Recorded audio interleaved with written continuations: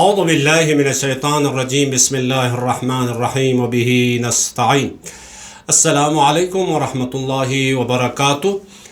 غدیر قرآن و حدیث کی نگاہ میں اس عنوان سے ہماری گفتگو کا سلسلہ جاری تھا۔ البتہ غدیر سے متعلق برادران اہل سنت کے معتبر ترین حدیث اور تفسیر کی کتابوں میں ہم نے واقع غدیر اور پیغمبر خدا حضرت محمد مصطفیٰ صلی اللہ علیہ وآلہ وسلم کے فرمان ذیشان کی صحت، اس کی دلالت، اس کی سند کے بارے میں گفتگو کی ہے، لیکن ابن تیمیہ حرانی کا بغض اور اس کی رسوائی سے متعلق چند نکات آج آپ کی خدمت میں بیان کریں گے۔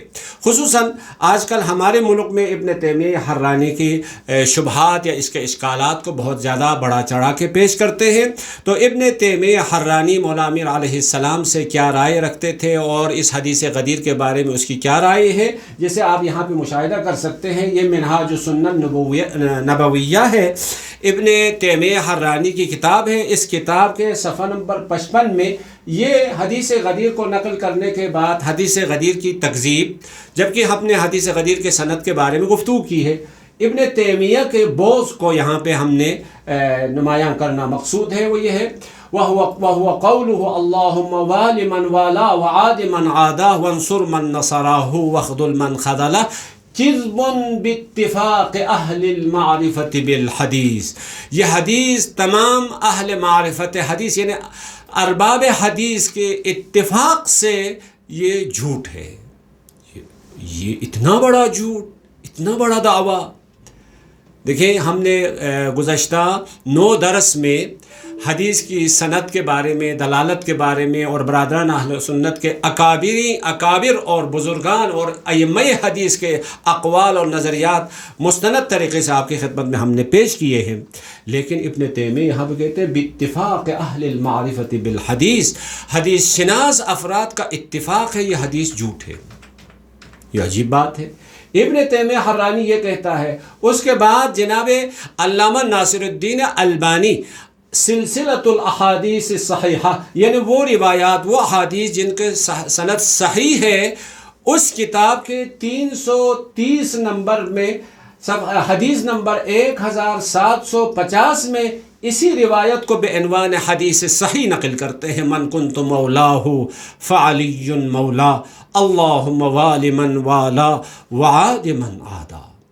دیکھیں، ابن تیمیہ حرانی کا دعویٰ یہ ہے، تمام اہل حدیث کا اتفاق ہے یہ جھوٹ ہے، لیکن امام البانی وہ جو سلفی مسلک سے تعلق رکھتے ہیں اور ہمارے زمانے کے معروف و مشہور حدیث شناس گزرے ہیں، وہ کہتے ہیں یہ حدیث صحیح و سند ہے۔ مزید آگے بڑھتے ہیں، یہی جناب البانی اس کتاب میں سلسلۃ احادیث صحیحہ میں اسی روایت کو نقل کرنے کے بعد، یعنی حدیث نمبر 1750 میں اس بات کو ذکر کرنے کے بعد من کنت مولاہ فعلی مولا، اس روایت کو نقل کرنے کے بعد کہتے ہیں وقد صح من طرق كما تقدم بیانہ فی المجلد الرابع فمن العجیب، یہ بات ہے، یہ بہت تعجب ہے، حیرت انگیز بات ہے، حقا ان یتجرأ شیخ الاسلام ابن تیمیہ علی انکار هذا الحدیث و تکذیبہ فی منہاج السنہ النبویہ۔ منہاج السنہ میں اس حدیث کے خلاف اس کو جھٹلانے کے لیے، اس کی تکذیب کرنے کے لیے، اس کے انکار کے لیے اس کی جو جرأت ہے، اس نے جو جسارت کی ہے، وہ جسارت بہت قابل تعجب ہے۔ پھر مزید آگے بڑھ کے کہتے ہیں یہ حدیث صحیح و سند ہے، اس کے سند میں کوئی اشکال نہیں ہو سکتا ہے۔ مزید آگے بڑھتے ہیں، ابن تیمیہ کے عبارت دوبارہ آپ کی خدمت میں۔ ابن تیمیہ کہتے ہیں تمام اہل حدیث کا اتفاق ہے یہ حدیث جھوٹ ہے، جبکہ تہذیب و خصائص الامام علی میں امام نسائی حدیث شناس ہے، حافظ ابو عبد الرحمن احمد ابن شعیب المعروف بن نسائی، جس کو آپ لوگ امام نسائی کہتے ہیں، امام نسائی اپنی اس کتاب میں اسی حدیث کو نقل کرتے ہیں غدیر خم یوم غدیر خم یقول من کنت مولاہ فعلی مولا اللہم وال من والاہ وعاد من عادا۔ اس حدیث کو نقل کرنے کے بعد محقق نے نیچے لکھا ہے واسنادہ حسن، اس کی سند حسن ہے اور درست ہے، قابل استدلال ہے۔ مزید آگے بڑھتے ہیں، پس دیکھیں علامہ البانی جو ابن تیمیہ کے بعد آیا ہے وہ کہتے ہیں یہ حدیث صحیح السند ہے۔ امام نسائی کہتے ہیں حدیث صحیح السند ہے۔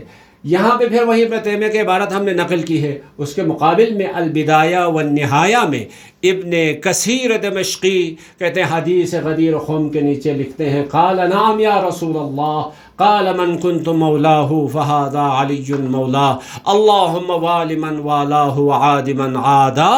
اس حدیث کو نقل کرنے کے بعد محقق نے نیچے لکھا ہے یہ حدیث مسند امام احمد ابن حنبل شیبانی میں بھی ہے، وہ حدیث صحیح، حدیث صحیح السند ہے۔